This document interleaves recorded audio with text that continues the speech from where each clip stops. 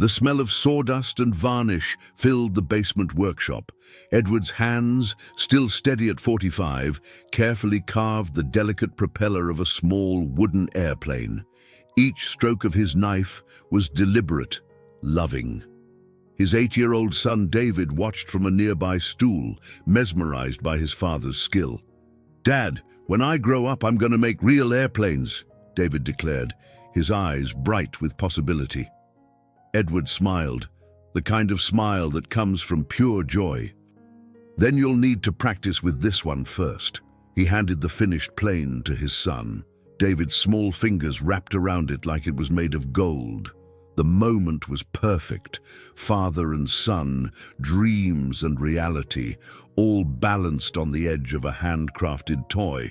That was 30 years ago. Now everything was different. Edward sat alone on a park bench in downtown Phoenix, feeding pigeons with mechanical movements. At 75, he was unrecognizable from the man in that basement workshop. His expensive clothes hung loose on his frame, wrinkled and careless. His hair, once carefully styled, now fell in disheveled white strands across his forehead. But it was his eyes that told the real story. They were empty, hollow, like windows to an abandoned house. The pigeons cooed and fought over breadcrumbs while Edward stared at nothing. This had become his routine: wake up in his empty mansion, drive to the park, feed the birds, go home, sleep, repeat. Each day blending into the next in a grey haze of regret and loneliness. "Excuse me, mister?" The small voice broke through his trance. Edward looked up to see a blond boy, maybe 5 years old, standing hesitantly a few feet away. The child clutched something in both hands, his blue eyes wide with uncertainty. "My dad says I shouldn't talk to strangers, but..." The boy paused, then stepped closer. "You look like someone who knows how to fix important things." Edward's breath caught. In the child's hands was a small wooden airplane, broken clean in half. The craftsmanship was unmistakable. It was his own work, the same plane he'd given to David all those years ago. "Where did you get that?" Edward's voice was barely a whisper. "It was my dad's, when he was little like me. But he never could glue it back together. He said some things stay broken forever." Edward's hands trembled as he reached for the plane. The wood was worn smooth by decades of handling, the paint faded but still visible. Memories crashed over him like a tsunami.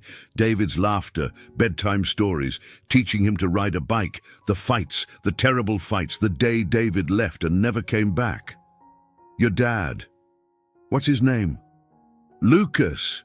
How many times do I have to tell you not to wander off?" Edward's world tilted. The voice was deeper now, rougher around the edges, but he knew it instantly. David appeared at a run, his face flushed with panic.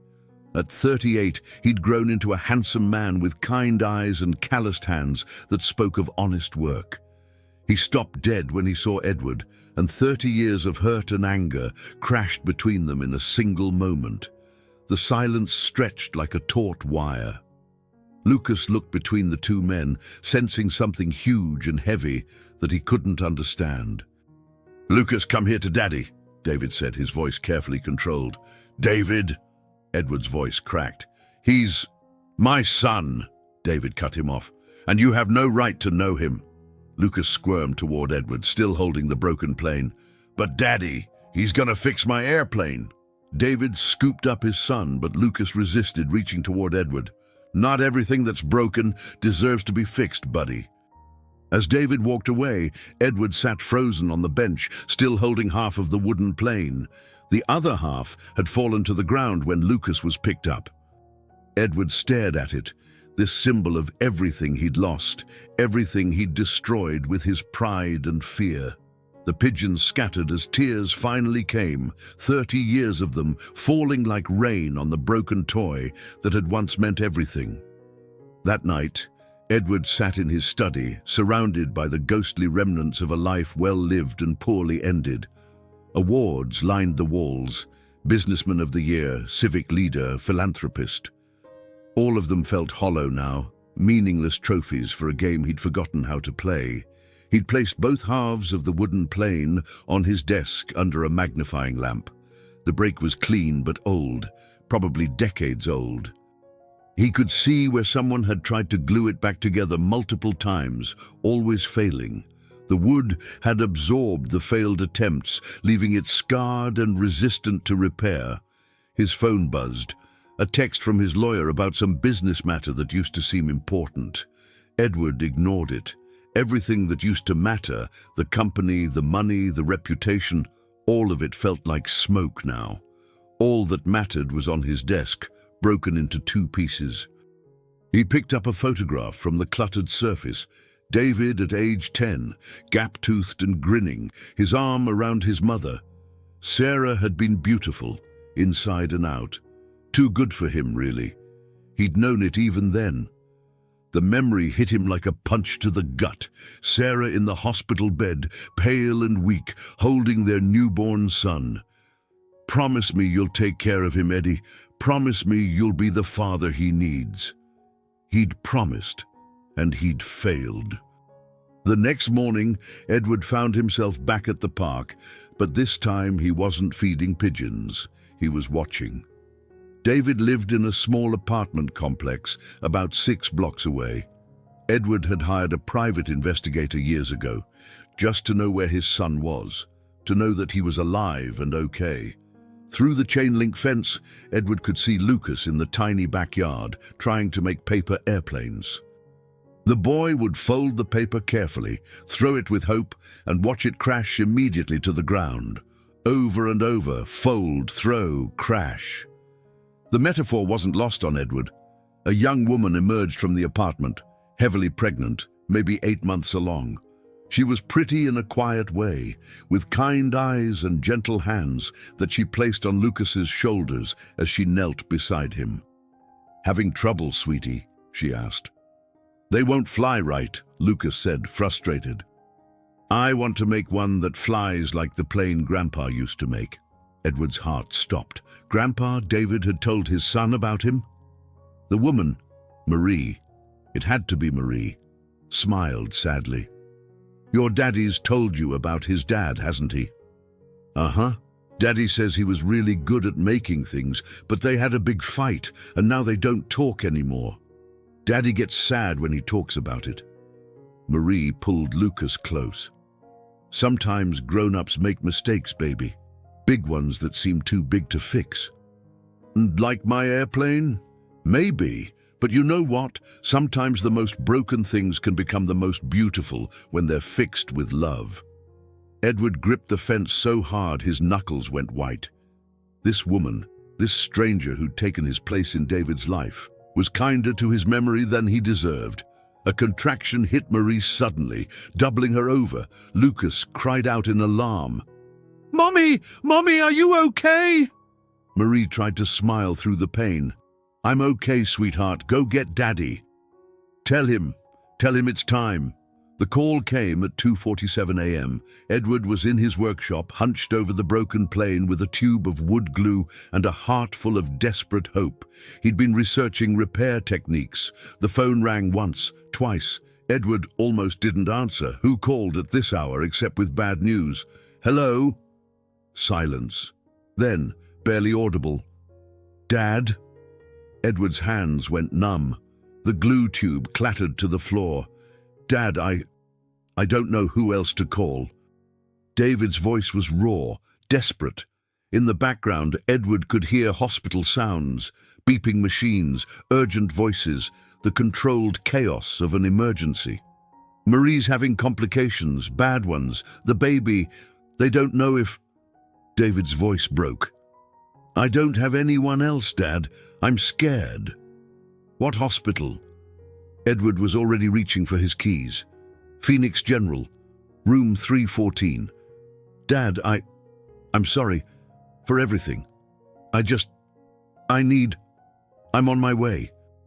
Edward had never driven so fast in his life. Red lights became suggestions. Speed limits became irrelevant. All that mattered was getting to David, getting to his son, who needed him for the first time in 30 years. He found David in the hallway outside the operating room, slumped against the wall like a broken doll. Lucas was asleep in a chair nearby, clutching a stuffed animal. David looked up when Edward approached, and for a moment they were just a father and son again, stripped of all the years of anger and pride. "She might not make it," David whispered. "The baby either. I can't lose them, Dad. I can't." Edward sat down beside his son, their shoulders touching for the first time in decades. "Marie's strong. I can tell just by looking at her. She's going to fight." David looked at him with surprise. You remember her name?" "I remember everything, son. Every single thing, including all the ways I failed you." They sat in silence, two broken men holding vigil outside an operating room, waiting for news that would either heal them or destroy them completely. Hours passed. Edward watched his son pace, watched him pray, watched him fall apart and pull himself back together over and over. This was the man David had become, a father, a husband, someone who loved so deeply that the thought of loss could break him. Edward felt a fierce pride mixed with crushing regret. The operating room doors opened. A tired surgeon emerged, pulling off his cap. "Mr. David?" David jumped to his feet. "Yes, that's me. How are they?" The surgeon smiled. "Congratulations. You have a healthy baby girl. 8 pounds, 2 ounces. And your wife is going to be just fine." It was touch and go for a while, but she's a fighter. David collapsed with relief. Edward caught him, holding his son as he sobbed with joy and exhaustion. Lucas woke up, confused and scared, until he saw the adults crying happy tears. "Is Mommy okay?" he asked. "She's perfect, buddy," David said, scooping him up. "And you have a little sister." Lucas looked at Edward with wide eyes. "Are you really my grandpa?" Edward felt something break open in his chest, something that had been locked away for 30 years. "Yes, little man, I'm your grandpa. Did you bring my airplane?" Edward smiled through his tears. "I'm still working on it, but I promise you it's going to be more beautiful than ever when I'm done." 3 months later, Edward had become a regular part of their lives, not fully trusted, not completely forgiven, but present. He would arrive every morning at 7 a.m. sharp, with coffee for David and Marie, and stories for Lucas. The new baby, Sophia, seemed to recognize his voice. She would quiet when he sang to her, the same lullabies he'd once sung to David. But the path to healing wasn't smooth. There were setbacks, moments when old wounds would split open and bleed fresh pain. It happened on a Tuesday. Edward was at the apartment, helping Marie, while David worked a double shift at the construction site. Sophia had been fussy all day, and Lucas was getting cranky from lack of attention. Edward was juggling a crying baby and a whining 5-year-old when Marie tried to help and knocked over a glass of water. "I'm sorry," she said, reaching for a towel. "I'm such a mess today." "Don't apologize," Edward said, bouncing Sophia. "You're doing great. Being a new mum is hard." "Did you help with David when he was a baby?" The question hit Edward like a slap. He went quiet, his face closing off in a way that had become familiar but was still painful to see. "I tried," he said finally. "But I was working all the time. Building the business, trying to provide. I thought that was what being a good father meant." Marie studied his face. "David doesn't talk about his mother much.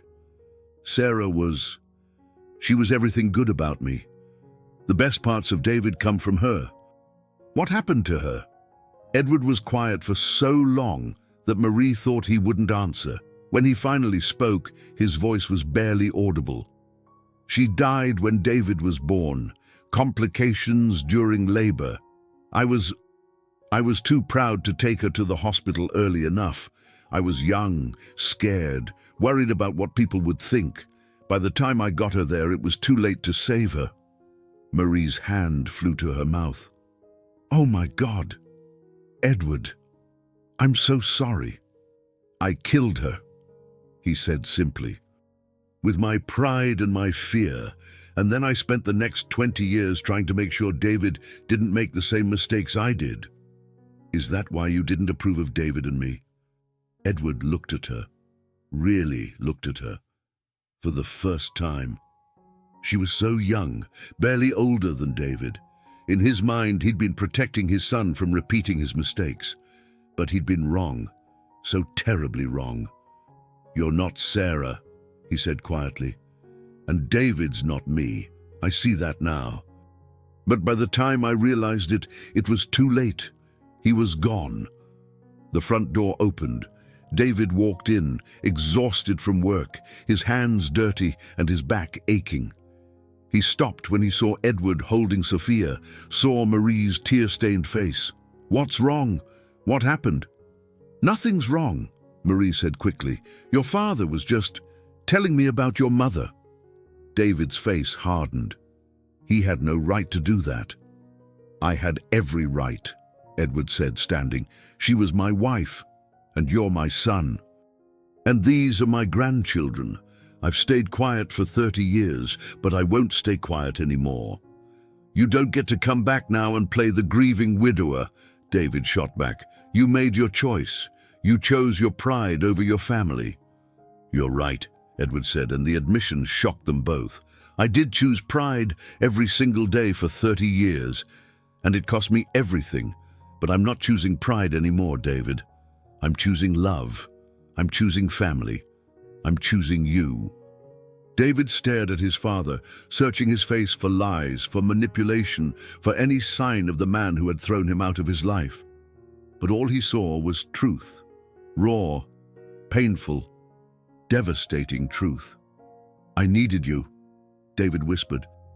"When Marie was pregnant with Lucas, when I was scared and alone, I needed my father, and you weren't there." "I know," Edward said. "I know, and I'm sorry. I'm so sorry, son. I can't give you back those years. I can't undo the damage I did, but I'm here now. If you'll let me be here now." The room was silent, except for Sophia's soft breathing. Lucas, who had been playing quietly in the corner, walked over to Edward and took his hand. "Grandpa, are you and Daddy friends now?"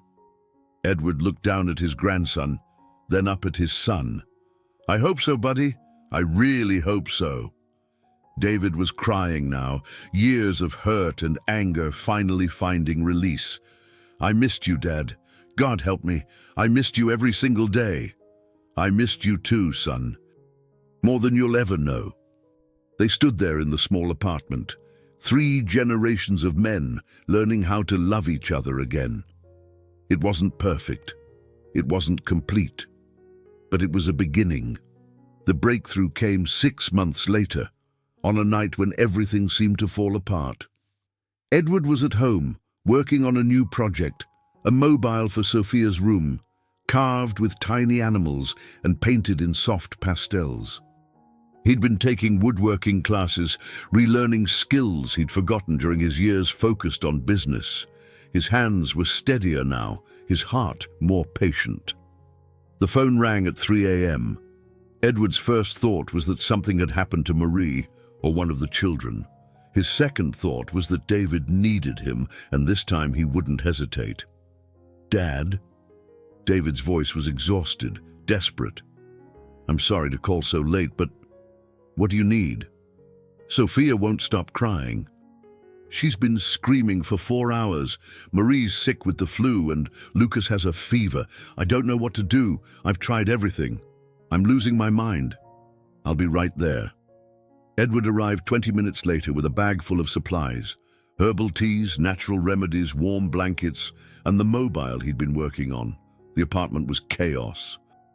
Marie was pale and shivering on the couch. Lucas was whimpering in his bed, and Sophia was screaming at the top of her lungs, while David paced frantically.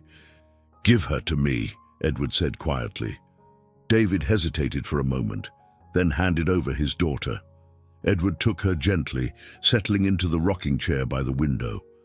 He began to sing, the same lullaby he'd sung to David 40 years ago, the same one his own father had sung to him. Hush now, little angel, close your weary eyes, dream of fields of flowers beneath the starlit skies. Daddy's here beside you, Grandpa's here as well, safe within our loving arms, all will be well. Sophia's crying softened to hiccups, then to quiet snuffles. Within minutes, she was asleep in Edward's arms. How did you do that? David asked in amazement. Experience, Edward said with a smile. You were a fussy baby too. Colic for the first 6 months. I walked the floors with you every night, singing that same song. Marie looked up from the couch. I didn't know you did that. There's a lot you don't know about those early years, Edward said. A lot David doesn't know either. I wasn't always the cold businessman. I was a father first. I lost my way. He spent the rest of the night taking care of his family. He made soup for Marie, gave Lucas medicine for his fever, and took turns with David walking Sophia when she woke up. By morning, everyone was feeling better, and the apartment was peaceful again. As the sun rose, Edward and David sat on the small balcony, drinking coffee and watching the city wake up. Sophia slept in Edward's arms, tiny and perfect and trusting. You're good at this, David said quietly. I had a good teacher, Edward replied. Sarah taught me everything I know about love. I just forgot for a while. I was so angry at you, David said, for so many years. I blamed you for everything that went wrong in my life. You had every right to be angry. No, I didn't, not for everything. Some of it was my fault too. I was stubborn, proud. I could have reached out. I could have tried to bridge the gap between us. Edward shook his head. You were a kid. I was the adult. I was supposed to be the bigger person. They sat in comfortable silence, watching the sunrise paint the sky in shades of gold and pink. Lucas emerged from the apartment, rubbing his eyes and looking much better. Grandpa, did you finish fixing my airplane yet? Edward smiled. Actually, yes, I did. Want to see it? He carefully transferred Sophia to David's arms and went to his car. From the trunk, he retrieved a small wooden box. Inside, nestled in soft cloth, was the airplane. But it was different now. It's beautiful, Lucas breathed. You make them part of the beauty. Why? Because when something is broken and then healed, it's stronger than it was before. The cracks become the most beautiful part of the whole thing. David looked up from Sophia, understanding the deeper meaning. Like us. Like us, Edward confirmed. A year later, Edward's workshop had been transformed. What had once been a lonely man's retreat was now a bustling hub of family activity. Lucas had his own small workbench where he created masterpieces of imagination, crooked birdhouses, lopsided picture frames, and dozens of paper airplanes that actually flew. Sophia, now walking and getting into everything, toddled around the space under careful supervision, occasionally helping by chewing on wood scraps. Edward had started teaching woodworking classes at the local community center. His students were mostly other grandfathers and single fathers, men who wanted to create something beautiful with their hands, who understood that making something was about more than the final product. It was about the process, the patience, the love that went into every carefully measured cut and precisely placed joint. But the real transformation was in Edward himself. The hollow look in his eyes had been replaced by purpose. His hands, once trembling with regret, now moved with confident precision. He'd found his way back to the man he'd been in that basement workshop 40 years ago, the man who'd carved a toy airplane with love and hope and dreams for his son's future.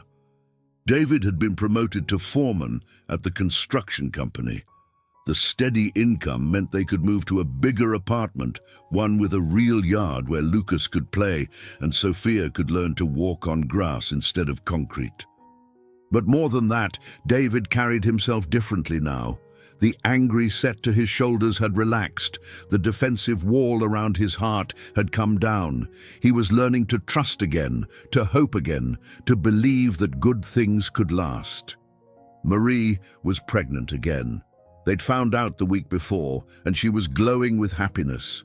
Edward had cried when they told him. Not tears of sadness this time, but tears of pure joy. Another grandchild to love, another chance to get it right. Edward's breath caught. "I didn't know you had anything of hers.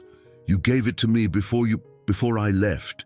You said it was all I had left of her. I was so angry I threw it against the wall, but then I couldn't bear to throw away the pieces." Edward took the fragments gently, examining them with practiced eyes. "We can fix this. We can make it beautiful again. But it will never look like it was never broken." "Good," David said. "I don't want to pretend it was never broken. I want to remember that it was, and that we chose to fix it anyway. It was more beautiful than it had ever been whole." "Mom would have loved this," David said, his voice thick with emotion. "She would have loved you," Edward replied. "The man you've become, the father you are. She would have been so proud." Lucas burst into the workshop, followed by Marie carrying Sophia. "Daddy! Grandpa! Look what I made!" He held up a paper airplane, this one perfectly balanced and beautifully folded.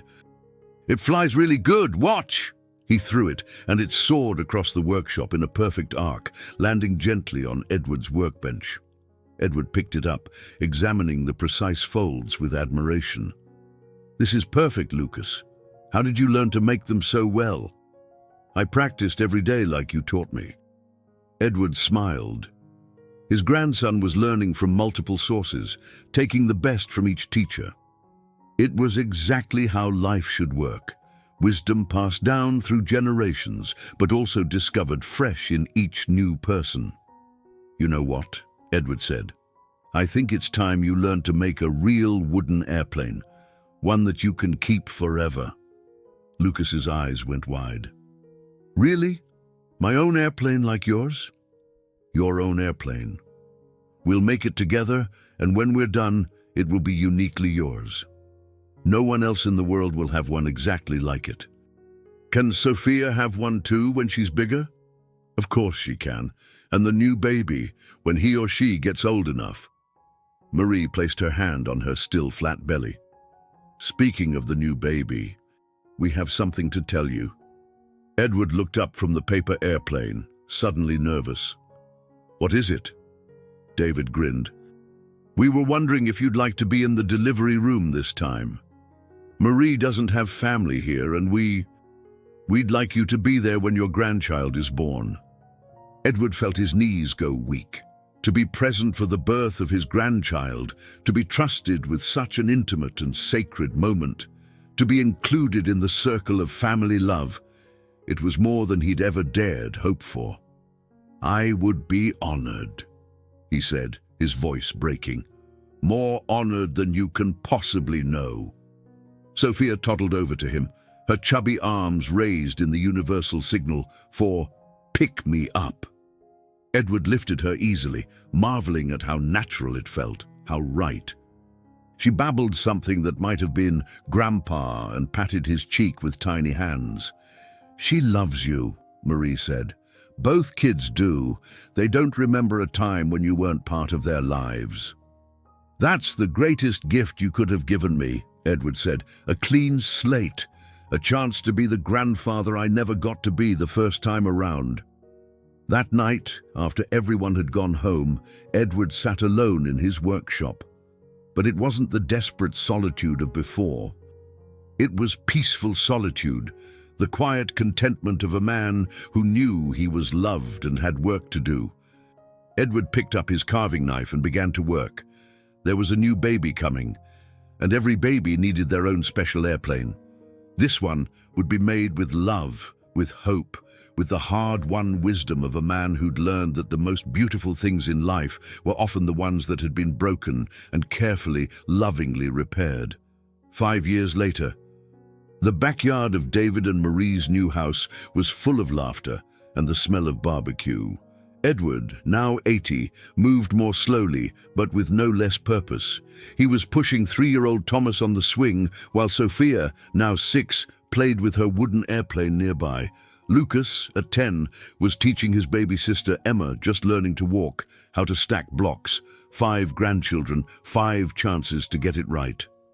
5 little souls who knew nothing of the lost years, the bitter words, the pride that had nearly cost them everything.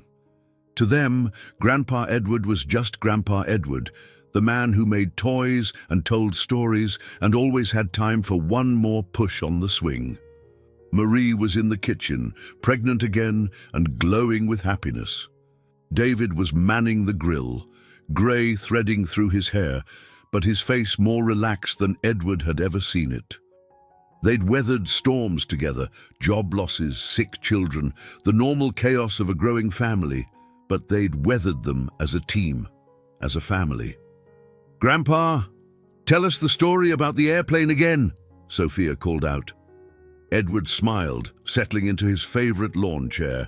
All 5 grandchildren gathered around him, even baby Emma crawling over to pat his knee with chubby hands. "Well," he began, "once upon a time, there was a little boy who loved airplanes more than anything in the world.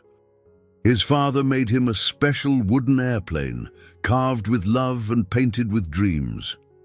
As he told the story, their story, Edward's eyes found David's across the yard. His son was listening too, a small smile playing around his lips. They'd never spoken directly about those lost years, never rehashed the old hurts in detail. They'd simply chosen to move forward, to build something new on the foundation of love and forgiveness. "And then what happened, Grandpa?" Thomas asked, his eyes wide with wonder despite having heard the story dozens of times.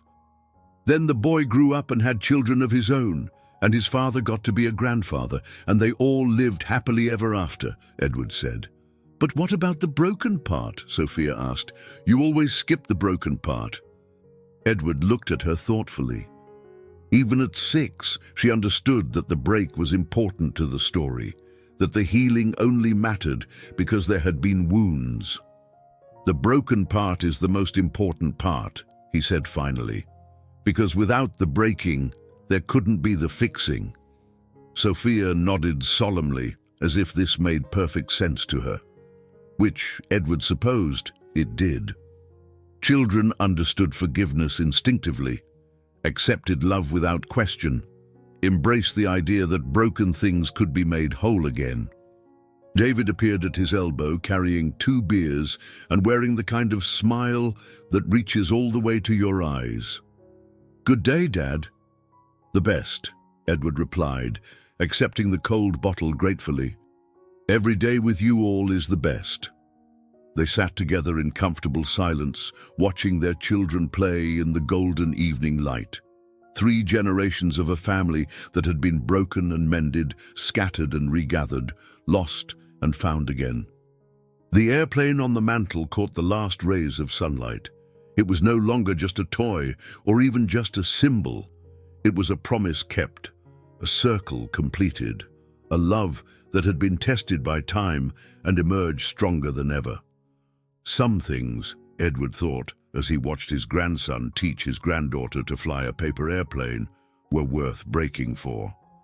Because only in the breaking could you discover what was truly unbreakable. The wooden airplane would outlast them all, he knew. Long after he and David were gone, it would sit on someone's mantle, still telling the story of a family that chose love over pride, forgiveness over grudges, hope over despair.